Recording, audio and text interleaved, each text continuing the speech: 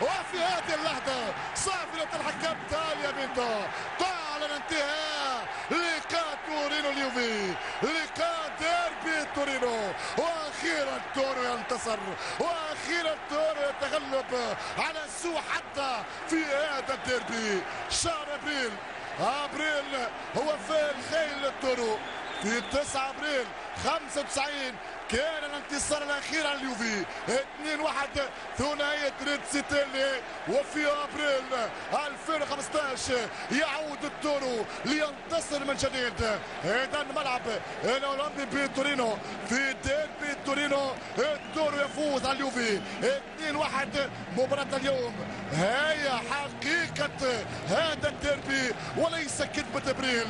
تورينو بقياده فينتورا يحقق الانتصار، انتصار غاب لسنوات طويله. بعد سنوات ومعاناه تورو يفوز على اليوفي.